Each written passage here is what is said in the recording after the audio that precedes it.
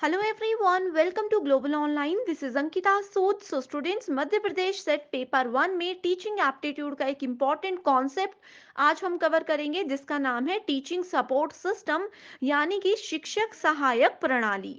As a teacher आप लोगों को किन किन चीज़ों का सपोर्ट अगर होगा तो आप अपनी टीचिंग को अच्छा बना सकते हो, अपनी बात इजीली स्टूडेंट्स तक पहुंचा सकते हो। ये सारी चीज़ें आज के इस सेशन के अंदर हम कवर करने वाले हैं। एग्जाम में इस टॉपिक से real life example based questions आते हैं तो हम लोग हर एक चीज़ को ध्यान में रखते हुए आपके सारे कॉन्सेप्ट्स क्लियर कर देंगे, तो आप सभी इस सेशन में एंड तक बने रहिएगा। तो पेपर वन प्रेपरेशन के लिए एक कंप्लीट कोर्स हमने लॉन्च किया है जिसमें कि 100% सिलेक्शन की मैं आपको गारंटी देती हूँ। इसमें आपको फुल सिलेबस वीडियो लेक्चर्स मिलेंगे जिसमें कि स्मार्ट एंड शॉर्ट ट्रिक्स की मदद से आपके सारे कॉन्सेप्ट्स हम क्लियर करेंगे। Full syllabus notes, full syllabus mock test जिसमें से कि एज इट इज क्वेश्चंस हर बार एग्जाम में आते हैं।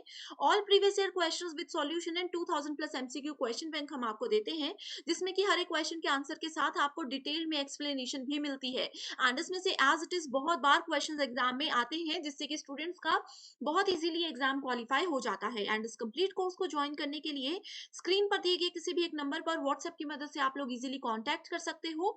जनरली इसकी फी है 3000 रुपीज, लेकिन स्टूडेंट्स आज मैं आपको देती हूँ बहुत ही अच्छा डिस्काउंट, यानी कि इस कंप्लीट कोर्स के लिए आपको सिर्फ 2000 रुपीज पे करने होंगे जिसको कि लगातार 1 साल तक आप यूज कर सकते हो। तो आज ही इस कंप्लीट कोर्स को ज्वाइन करके आप अपना ड्रीम पूरा कर सकते हो। पेपर वन कंप्लीट कोर्स को ज्वाइन करने के लिए आप ग्लोबल ऑनलाइन ऐप को भी डाउनलोड कर सकते हो, जो कि बिल्कुल फ्री ऐप है। इसका लिंक डिस्क्रिप्शन बॉक्स में मिल जाएगा। ऐप डाउनलोड करने के बाद स्टोर सेक्शन पे जाकर के सर्च बार में आपको लिखना है Madhya Pradesh set exam 2023। Then आपके सामने इसका ओवरव्यू आ जाएगा जो कि ऑलरेडी हम डिस्कस कर चुके हैं। देन आपको जाना है इसके कंटेंट सेक्शन पर। यहाँ पर आप देख सकते हो full syllabus mock test, 2000 plus MCQ PDF and आपको यूनिट वाइज सेपरेट फोल्डर्स मिल जाएंगे जिसमें कि एग्जाम ओरिएंटेड वे में यहाँ पे video lectures and notes available है। यहाँ पे अगर किसी भी यूनिट पे अगर आप डायरेक्टली क्लिक करते हो तो आपको theory lectures, MCQ lectures, full syllabus notes and test series मिलती है, जो कि डेफिनेटली आपके फर्स्ट अटेम्प्ट में भी इस एग्जाम में अच्छा स्कोर करने में आपको मदद करेगा। बढ़ते हैं अब अपने मेन कंटेंट पे, जिसपे कि हम देखने वाले हैं सबसे पहले कि टीचिंग सपोर्ट सिस्टम एग्जैक्टली होता क्या है। So, in the realm of the teaching learning process, there is a system that teaches, trains, coaches, guides, and instructs teachers on how to maximize academic achievement of students. अब देखो, इसके नाम से पता चल रहा है टीचिंग सपोर्ट सिस्टम, यानी कि अब जैसे मैं एक टीचर हूँ, मैं आप लोगों को पढ़ा रही हूँ, यानी कि कौन सा प्रोसेस चल रहा है यहाँ पे, टीचिंग प्रोसेस चल रहा है। तो मेरी टीचिंग को सपोर्ट करने के लिए कौन-कौन से सिस्टम्स, कौन-कौन सी चीज़ें मुझे हेल्प कर रही हैं, वो सारी की सारी चीज़ें आएँगी आज की इस लेक्चर में। तो जनरली अगर हम लोग ऑफलाइन क्लासेस की बात करें, ऑफलाइन क्लासेस में टीचिंग सपोर्ट सिस्टम्स क्या होते हैं? ऑफलाइन क्लासेस में होते हैं जैसे कि चॉक होता है, डस्टर होता है, स्टूडेंट्स को बैठने के लिए बेंचेस होते हैं, क्लासरूम होता है। ऑनलाइन क्लासेस की बात करें, जैसे अभी आप ये क्लास देख रहे हो, इसमें टीचिंग सपोर्ट सिस्टम क्या है? जैसे मेरे पास लैपटॉप है, मेरे पास एक अच्छा इंटरनेट कनेक्शन है, मेरे पास पेन टैब है। ये सारी चीज़ें जो मुझे सपोर्ट कर रही हैं एक टीचिंग प्रोसेस को कंप्लीट करने में, ये सारी की सारी चीज़ें आती हैं टीचिंग सपोर्ट सिस्टम के अंदर, राइट? इससे क्या फ़ायदा होगा? इससे ये फ़ायदा होगा कि जो स्टूडेंट्स का अचीवमेंट रेट है, उनका जो सक्सेस रेट है वो इंक्रीज़ होगा। अब फॉर एग्जाम्पल यहाँ पे देखते हैं कि अगर मान लीजिए हम ऑफलाइन क्लासेस की बात करते हैं, यहाँ पे हमारे पास कोई क्लासरूम भी नहीं है, हमारे पास चॉक, बुक, डस्टर कुछ भी नहीं है, बस मेरे पास नॉलेज है, मेरे सामने स्टूडेंट्स हैं, तो हम एक अच्छी टीचिंग तो कर सकते हैं, लेकिन वो इतनी ज़्यादा इफेक्टिव टीचिंग नहीं हो पाएगी जितनी ज़्यादा ये टीचिंग सपोर्ट सिस्टम की हेल्प से हो सकती है, राइट? नेक्स्ट यहाँ पे बोला गया है, this system of tools and resources is called a teaching support system. A teaching support system caters to the teachers with an ultimate goal to improve students' achievement. जैसे कि मैंने आपको बताया कि अगर मेरी टीचिंग अच्छी होगी, मेरे पढ़ाने के तरीके के साथ-साथ, मेरे नॉलेज के साथ-साथ, मेरा इंटरनेट कनेक्शन, मेरा लैपटॉप, मेरा पेन टैब ये भी एक अच्छी क्वालिटी के होंगे, फास्ट स्पीड वाले होंगे, तो स्टूडेंट की अचीवमेंट में इनका भी बहुत बड़ा रोल रहता है। ठीक है, इसको एक रियल लाइफ एग्जांपल के साथ फिर से मैं बताती हूँ। जैसे हमारी लाइव क्लासेस अगर होती हैं, तो मान लीजिए कि मेरा इंटरनेट कनेक्शन बिल्कुल स्लो है, मेरा लैपटॉप भी बीच-बीच में हैंग हो जाता है, तो क्या ये एक अच्छी टीचिंग काउंट करोगे आप लोग? नहीं करोगे। आप लोग एक बार क्लास में आओगे, ज़्यादा से ज़्यादा मुझे दूसरा चांस दे दोगे, लेकिन आई नो उसके बाद कोई भी नहीं आएगा कि यहाँ पे टाइम वेस्ट होता है, अच्छी टीचिंग नहीं होती है। सो ये सारी चीज़ें इसलिए बहुत ज़्यादा इम्पोर्टेंट होती है, राइट? नेक्स्ट आते हैं अब in other words teaching support system is the capacity building of teachers using resources and guides on how to teach. तो ये सपोर्ट सिस्टम्स टीचर को हेल्प करते हैं कि वो कैसे अच्छे से पढ़ा सके, कैसे इन चीज़ों में वो इन चीज़ों को यूज़ करके वो अपनी टीचिंग को और बेहतरीन बना सकते हैं। अब यहाँ पे स्टूडेंट्स जैसे कि मैंने आप लोगों को बताया कि हमारे पास टाइप्स होते हैं traditional method, modern method and ICT method. तो इसकी ऑफिशियल डेफिनिशन जो कि एक्चुअल में एग्जाम में पूछी जाती है, उस पे जाने से पहले आपको पता होना चाहिए कि ट्रेडिशनल एजुकेशन और मॉडर्न एजुकेशन में क्या डिफरेंस होता है। सो traditional education system teacher centred होते हैं, यानी कि इसमें टीचर ही मेजर रोल प्ले करता है। टीचर आएंगे, जो टीचर का मन होगा वो टॉपिक पढ़ाएंगे। स्टूडेंट से ना ही इसमें कोई फीडबैक लिया जाता है, स्टूडेंट्स का ही ना ही इसमें ज्यादा कोई रोल होता है। ये चीजें मैं आपको डिटेल में प्रीवियस लेक्चर्स में बता चुकी हूँ। लेकिन वहीं अगर हम मॉडर्न एजुकेशन की बात करें तो ये लर्नर सेंटर्ड होता है, यानी कि इसमें स्टूडेंट भी पूरा पार्टिसिपेट कर सकता है टीचर्स के साथ। ठीक है, अब जैसे मान लीजिए टीचर पढ़ा रहे हैं, मुझे समझ नहीं आ रहा, मैं फिर से टीचर्स को पूछूँगी। मैं उनको ये भी सजेस्ट कर सकती हूँ कि आप एक बार अपना टीचिंग स्टाइल चेंज करके देखिए, किसी और तरीके से पढ़ा करके देखिए, तो ये लर्नर सेंटर्ड होता है।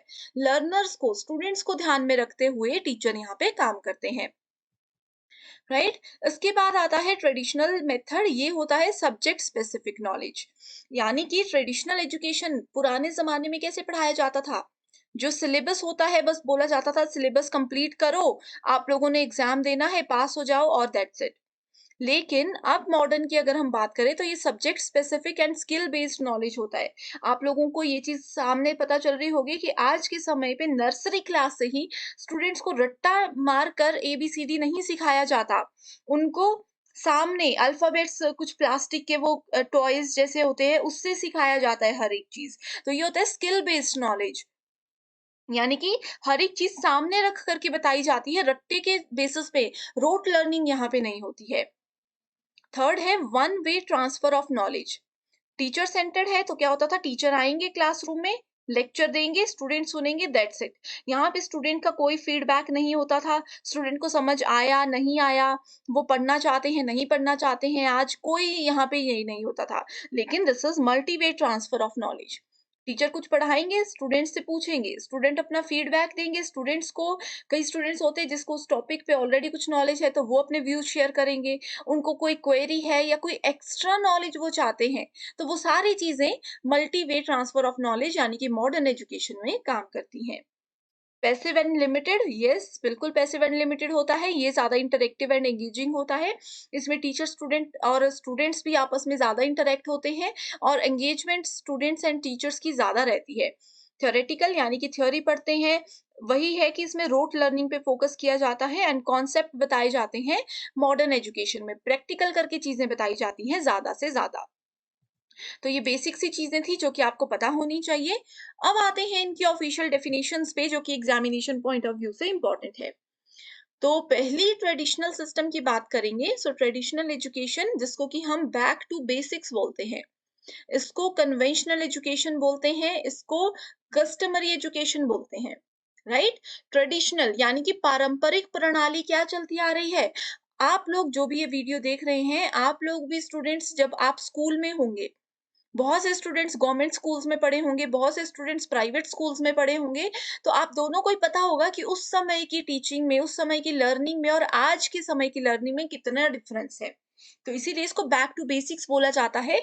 उस समय मेजर फोकस अपने टेक्स्ट बुक्स, ब्लैक बोर्ड में पढ़ाया जाता था, बस टीचर लेक्चर देंगे, उनको मतलब होता था सिलेबस कंप्लीट करवाने से। वो बोलते थे प्रीवियस ईयर क्वेश्चंस करो, पास हो जाओ एंड बस हो गया आपकी पढ़ाई खत्म। इस तरह से किया जाता था, राइट? लेकिन अब ऐसा नहीं होता है। सो इसके कुछ मेरिट्स एंड डीमेरिट्स भी हैं जो कि एग्जामिनेशन पॉइंट ऑफ व्यू से बहुत इंपॉर्टेंट है। तो सबसे पहले हम लोग मेरिट्स की बात करते हैं। तो सबसे पहले यहाँ पे मेरिट्स में बोला गया है, lecture remains one of the most effective teaching methods when the group of learner is exceptionally huge.